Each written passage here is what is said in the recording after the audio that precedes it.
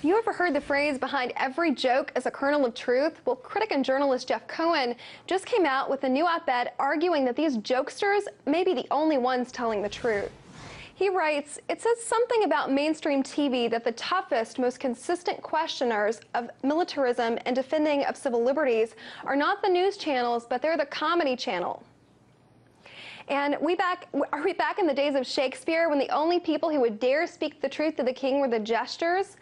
Well, to discuss this, I'm joined by Jeff Cohen, the man himself, journalism professor at Ithaca College.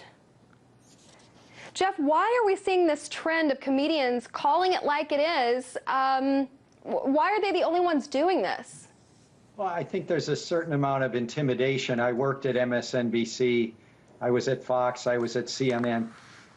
At the news channels, they take their leads from the elites of the political parties. MSNBC leans to the Democrats, Fox obviously leans to the Republicans. And when the leaders of the two major parties aren't debating something, and they usually don't debate foreign intervention, both party elites agree on expanding drone strikes. They both agreed on expanding the war in Afghanistan. The leaders of both parties agreed on the invasion of Iraq. So there's not a lot of debate in mainstream news. If you're in news and you question that bipartisan consensus, well, you're seen as biased. That's why the comedians flow in. They have to fill that giant gap. I see, Jeff. Well, we want to play you something now. Take a listen.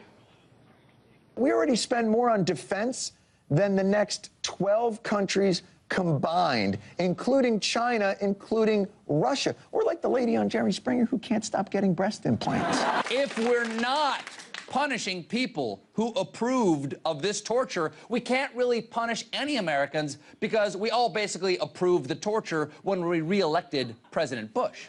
Now, sure, it was secret, but we had some hints. This might be a good time to remind Democrats the president has a drone program with ambiguous constraints and murky legal justifications. So, Jeff, is this a throwback to those times where the jester's the only one telling the king the truth, in your opinion? Unfortunately, that's what it seems to be. I believe that, news is so much sort of tailing after what the government says, what the rulers say, what the people in power say.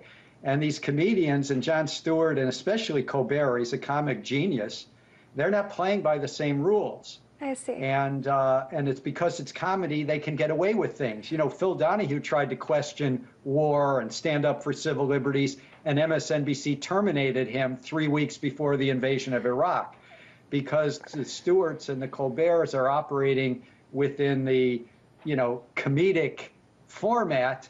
They get away with so much, and if it weren't for Stewart and Colbert, I don't know who would be questioning these things on television. Okay, so Jeff, these issues like militarism, they seem to be dodged by mainstream media. Do you think that they're doing it on purpose? Oh, there's no doubt. There's no doubt that militarism is almost untouchable. It may explain why other countries in Northern Europe have universal health care and free college education and we don't. And it explains why, Social Security is now on the chopping block. We have a country that spends most of its federal discretionary spending on the military, war preparation. So, this is the huge elephant in the room.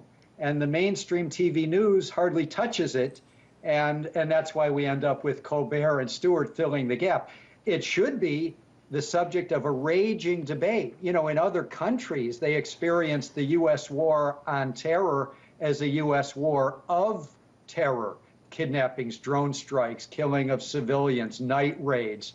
But we don't have that kind of debate. Thank God we have a couple comedians brave enough to talk about it on primetime TV. Okay, so heading back to that mainstream media and who they're taking their cues from, do you think that the media obeys the presidential administration's cues on specifically framing the issue? They seem to even adopt their vocabulary, and if you think they do, just how are they doing it?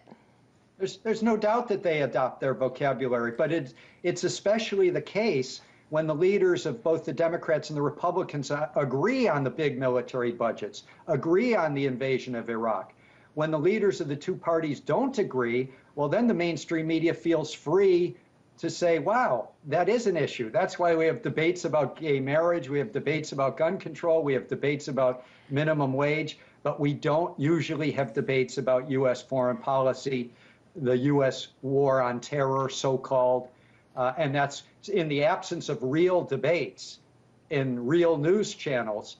That's why so many of us turn to The Daily Show and the Colbert Report, because they're going to ridicule. They're going to show that the emperor doesn't have clothes. They're going to stand up for civil liberties. They've shown it year after year after year. This idea of mainstream media being fair and balanced, they all like to say that they are. How does this play into them not talking about the real issues?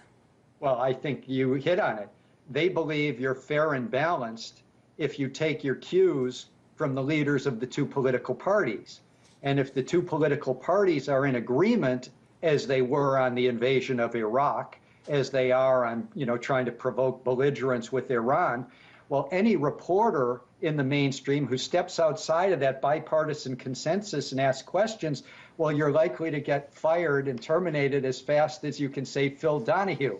I worked with Phil Donahue when we were all fired 3 weeks before the invasion of Iraq because we were asking journalistic questions. So that's the problem. When their idea of fair and balanced in a lot of mainstream news is, well, what is Boehner saying? Jeff, I have to leave it there. A lot of great information. That was Jeff Cohen, journalism professor at Ithaca College.